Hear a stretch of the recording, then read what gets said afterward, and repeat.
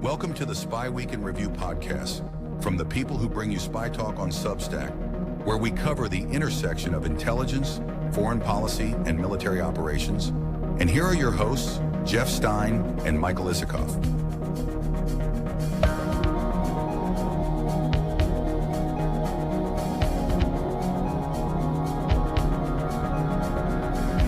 Hi there, I'm Jeff Stein. And I'm Michael Isikoff. And this is the second edition of our new weekly chat. We chew over news in our corner of the national security world, and boy, have we got a lot to talk about. One thing I did this past week was to invite readers to tell us what they think is going on. Are they as discombobulated as I am over what's going on in the intelligence world under the Trump administration? And what did they want to hear more about? Did they want us tracking Trump every minute, or did they want other things? And we got a lot of interesting replies, including from a lot of current and former members of the intelligence community. And I just want to read briefly, just a brief section of one of those notes. It said, "Anchor your reporting in continuity. This isn't a normal administration making bad decisions. This is a deliberate strategic effort to break the spine of the intelligence community, militarize loyalty, sideline professionals, and realign our alliances toward authoritarian powers. Don't call it controversial," this former official said. "Call it for what it is, a hostile reorientation of America's role in the world. And nowhere is this more clear than Ukraine." Right, Mike? Yeah. I think it's clear across the board, and to say this isn't a normal administration is about as understated as one can put it. But look, clearly the Russia-Ukraine story hangs over American foreign policy right now. And Russia. Yeah, but there's so many aspects of this. And, one that, when we talked last week, I talked about how every week there is a story that blows our minds, right? And my mind, anyway. Yeah. Well, and mine too. And it's this week's, my candidate for this week is the story about the interim U.S. attorney in the District of Columbia, Ed Martin, who's about as MAGA as it goes. I mean, we're talking uber MAGA here. This is a guy who represented January 6 defendants, raised money for them, and then becomes the chief prosecutor in the office that brought the charges against the January 6 defendants. And they're all pardoned. The cases are dismissed, and Martin, as the new chief prosecutor in Washington, D.C., has launched an investigation of his own prosecutors, the people on his own team who brought those January 6 cases that were upheld by federal judges. So that gives you an idea. Right. That gives you an idea of where this guy's coming from. But the mind-blowing story for this week was, before he became this top-ranking Justice Department official, he was appearing over 150 times on RT and Sputnik, Russian state media, Russian propaganda stations. And that's not right.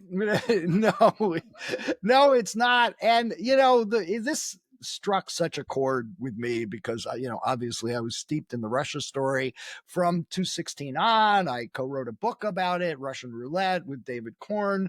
Clearly the Trump folks, Russia, the Russia hoax, based on the fact that ultimately Robert Mueller did not bring criminal conspiracy charges against members of the Trump campaign or Trump himself. True enough.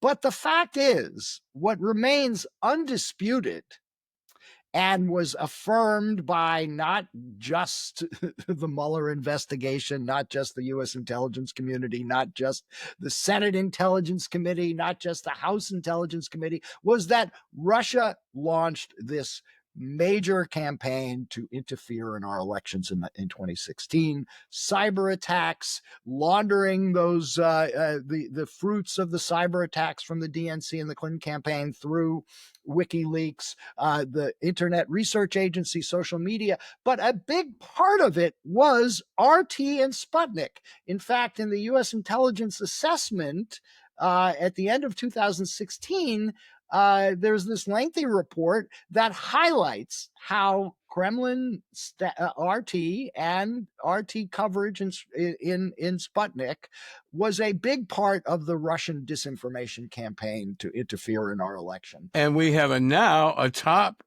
Justice Department official, the top DOJ dog in Washington, is a guy who's, let's say, Sputnik friendly. Well, more than Sputnik Moscow friendly. He is amplifying their message, giving credibility, or he did give credibility to the message multiple times, in which he downplayed the idea that Russia was a threat to Ukraine, in which he downplayed the idea that Assad, who Putin had backed in Syria, had used chemical weapons. He was basically echoing Russian propaganda points for years before becoming the top prosecutor in Washington, D.C. And I should point out that the very Justice Department that he now works in has proclaimed RT and Sputnik foreign agents that require foreign propaganda outlets that require registration. But that was under Biden. Yeah, well, okay. So that's going to be reversed. But yeah. By the way, I had some experience with RT. They invited me on their show just about at least a decade ago. Yeah. And it was a really interesting experience. You know how an anchor tries to sort of clarify what you've been saying. Right. Well, the anchor on RT, every time I would say something, he'd say, "So you're saying blah blah blah." And I said, "No, that's not what I'm saying. That's the opposite of what I'm saying." Yeah. Anyway, I left there with one of their coffee cups, so it wasn't all bad. Yeah. But we're not special with Russia in terms of influence operations. There was a report this week that Russia is now targeting, pointed its propaganda guns on France, very much trying to influence elections in France. It's been doing that for years. In fact, didn't they help finance Le Pen's party? I mean, there was a big loan from the Kremlin, from a Kremlin-backed bank to Le Pen's party a number of years ago. That was a clear example of how Russia is trying to use its influence to affect, the democratic processes in elections in Europe and the United States. So to circle around and put an exclamation point on it, it has been the consensus, and this has been the consensus since, 1947, that Russia is out to do us in. And this has intensified in the post-Soviet era under Vladimir Putin. There's nothing controversial about this. The Russians are trying to undermine us, and they weren't successful at all until 2016. And we can't measure exactly how successful they were. We can't count votes that they turned against Hillary Clinton. But we know that they were very active. There's no question about that. And yet we have an administration which is peopled with people who are friendly towards Russia, or at least excusing their behavior, starting with the president who is blaming Ukraine for invading, starting the war. The war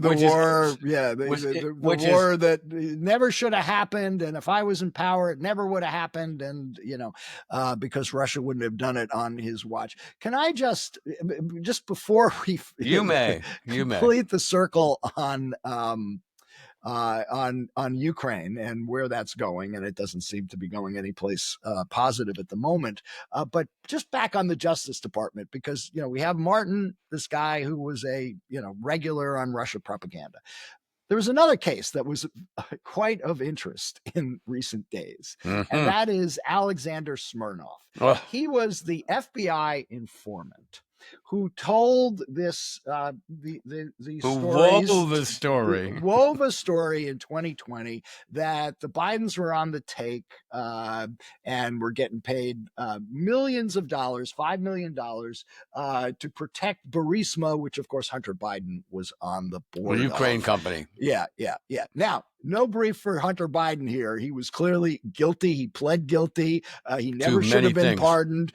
He clearly was trying to capitalize on his father's name, no question about it. But Smirnoff's claims about millions of dollars going to the Bidens was trumpeted by the Republicans last year in their failed effort to impeach Joe Biden. It turned out to be a complete crock. And Smirnoff was charged by the Justice Department with lying to the FBI when he told this story. So, look, Smirnoff was charged by the Justice Department with lying to the FBI when he told this story. And in December, he pleads guilty in federal court. He pleads guilty to concocting a story saying it was all made up. Yeah, admitting it was all made up. So what's happened in recent days under this Justice Department? They've gone into court in LA and filed a joint motion with Smirnoff's own defense lawyers to saying that they're now reviewing. The United States, I'm quoting now, intends to review the government's theory of the case underlying defendant's criminal conviction. They want to bury it. Yeah. Well, so Smirnoff pled guilty, and it's a little reminiscent of Mike Flynn. Remember Flynn, Trump's first national security advisor, and Trump pled won. Guilty, then took he it pled back. guilty and then decided to take it back, and the case was dismissed, and he was off the hook. So another Alice in Wonderland movement. All right, enough Russia. Okay. All right. Let's move on to Venezuela. How about that?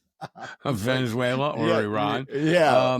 Let's talk about Venezuela. So there's an intelligence report out now, right, that says that contradicts the White House claim, Justice Department claim. They're all claiming that this gang, Tren de Aragua, was directed by the Venezuelan government to sort of invade the United States, and therefore that allows them to activate the alien law that's allowing them to snap. The Alien Enemies Act of 1798. We're talking the Adams administration. Which they're trying to... The first Adams, not the second. That was right after George Washington, right? We're talking a long time ago. And they're using this to disappear people off the streets of America. Right.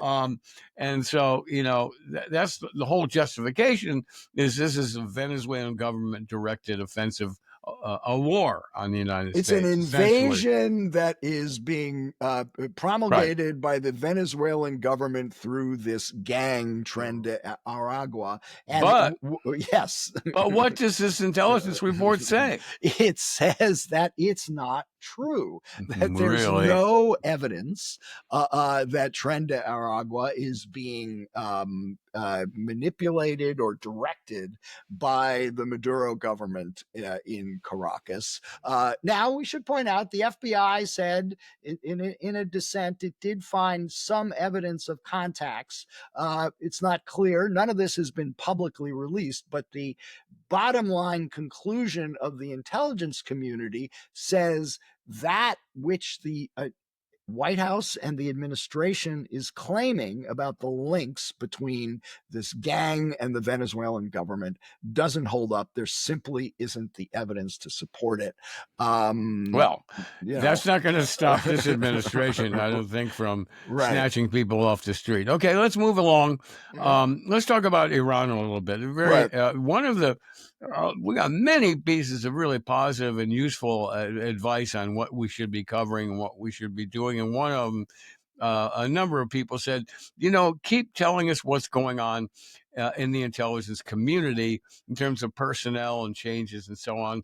And that pops up in the appointment by Tulsi Gabbard, who's the director of national intelligence. She appointed a guy named William Ruger to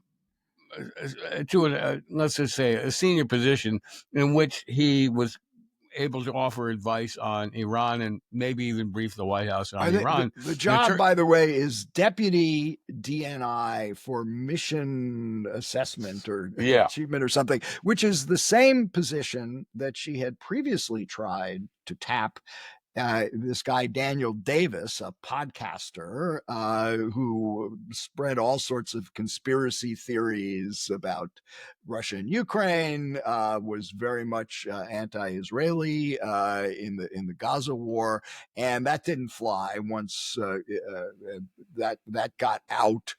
Republicans on the Hill shut it down and made sure that appointment. But this guy Ruger is from the same outfit, Defense Priorities, funded by the Koch brothers, and their general philosophy is, to downplay U.S. involvement in the Middle East. Libertarian kind of so point libertarian of view. And neo-isolationist. So they call him, not quite accurately, they call him an Iran dove. Actually, he's just against foolish U.S. military adventures abroad. And one of these things that he considers foolish is attacking Iran, getting deeply involved in military operations against Iran. And Trump seems to have suddenly pulled back from that after huffing and puffing and talking about all the bad things he's going to do to Iran. He sort of pulled back.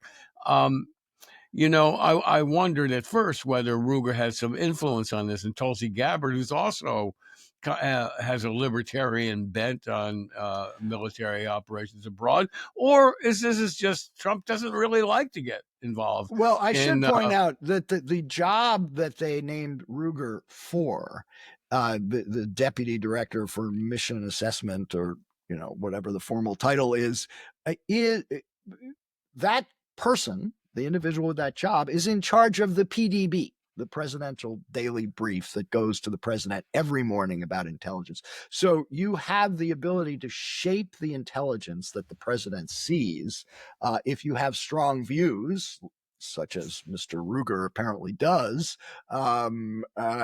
You can have quite a bit of sway over American foreign policy because you're producing the intelligence that foreign policy is based on. I think one can wonder whether this new approach or these new statements that Trump has made about how he doesn't want to attack Iran has been influenced by Ruger's intelligence. That, by the way, I don't necessarily think that's the wrong decision, that we shouldn't be bombing Iran at the moment. There's good sound reasons not to do that. And I think it's worth mentioning that Trump, for all his wild statements and dreams of taking over Greenland and Panama and Canada or wherever, Gaza, has always shrunk from further escalation and involvement, especially in the Mideast. So, you have two factors coming together there. I think Trump's national, innate instincts to avoid foreign conflicts, plus, the new sort of vision from the Gabbard intelligence community. Yeah. Wow, just never a dull moment in the new administration, I must say. We could say that about any administration, but this one doing a U-turn in so many ways, or actually U-turns upon U-turns upon U-turns. We haven't even mentioned the tariffs. Yeah, we haven't even mentioned the tariffs. And we haven't even mentioned the FBI, and there's all sorts of strange things going on in the FBI, purges of people who worked on Russia investigations and so on. We got its Director Kash Patel spending a lot of time in the home of a sort of shadowy figure, let's say, in Las Vegas. A strange place for the FBI director to be hanging out, and so on and so forth. And we'll come back and visit that. Scurrying across the intelligence landscape, we have more stuff coming out of the JFK tapes. Interesting stuff. And one that caught my eye is that the CIA created these fake porn tapes involving foreign officials. I reported on one of those actually at least about 15 years ago when I was at the Washington Post about them creating a fake video showing Saddam Hussein, with young boys. Right. So that was part of the CIA's on the Osama questionable thing. arsenal. Didn't after they got him, weren't there stories about how they found porn on his computer in Pakistan where he was hanging out? I always wondered whether that was a little bit of gilding the lily there, or whether they had it nailed. I mean, I don't know. And speaking of gilding the lily, before we go, let's talk a little bit about this book that you reviewed. Yeah, about a real pirate in the legions of CIA Cold War annals.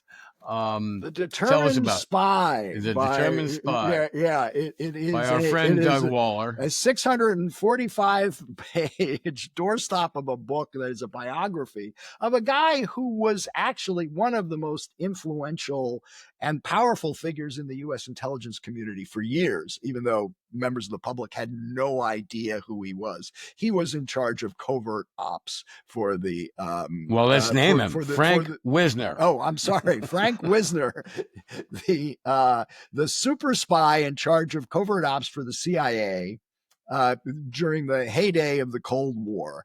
And I got to say, our friend Doug Waller has done a masterful job of reconstructing everything that this guy did, and including, by the way, the 1953 coup in Iran that overthrew the government of Iran, the elected prime minister Mossadegh, and installed the Shah for. I love one of the stories that he tells that you recounted in your review. Which is that when they succeeded in this coup of ousting the democratically elected prime minister of Iraq, they were running up and down the hallways and CIA going, we won. Jubilation. Wow, jubilation. They're like fraternity boys, saying, God, look at this, a KO, we knocked out this guy. Anyway, I invite everyone to go over to our SpyTalk site on Substack or get our newsletter and find your very fine review, which is already getting wonderful reactions, and read it, because this guy, Wisner, was really a wizard. He concocted a lot of the black propaganda campaigns and the secret payments to unions and student groups and so on. Absolutely. He was involved in overthrowing the government of Guatemala. And this is a guy, I dare say, that very few people have heard of or remember. And he's coming, Doug Waller, the author of the book, has pulled him out of the shadows in an extraordinary biography, and you want to read Mike's review. We should point out that ultimately Frank Wisner, the master spy in charge of all these covert ops, killed himself. He went crazy and shot himself in the head. He was committed by his wife, actually, to a mental institution. He was he was forced out of his job. He was given a cushy assignment in London, but then, he still couldn't take it and shot himself. I should point out that, so much of what he did was secret for so long. And, I think the mind-blowing... Those were the days. Yeah. The mind-blowing part of the story for me was that the Iran coup, which we all, it's now part of history, that the CIA, authorized by President Eisenhower, went in, bribed people, paid off, marchers, did all sorts of things to manipulate and overthrow the government. None of that was publicly known at the time. Imagine that. A word about, no congressional committee was briefed. Remember, there was not a word in the press about it. The CIA covered up its own role. Eisenhower, in his own memoirs, talks about the fall of the Iranian government, never mentioning that he authorized the CIA to make it happen. And, it wasn't until decades later that this seminal event in American foreign policy was revealed to have been orchestrated by U.S. intelligence. Well, that's news on its own. The secrets used to be kept in Washington. Yeah, that's true. Of course, true. activities like Wisner was involved in or quarterbacked is one of the reasons that oversight committees to keep an eye on what the intelligence are doing were created in the Senate and the House, along with assassinations and so forth. Right. Frank Wisner might not have been pulling the trigger himself, but anyway, we know the family jewels that were leaked in the 1970s that led directly to the creation of the Senate and the House Intelligence Committees. And we're out of time. Thanks for spending all this time with us again. I'm Jeff Stein. And I'm Michael Isikoff, and we'll be back next week with our mind-blowing story for the future. We should have a mind blower of the week. Yeah, mind blower of Maybe the we week. will. I think that's it. Yeah. Okay, see you around. All right.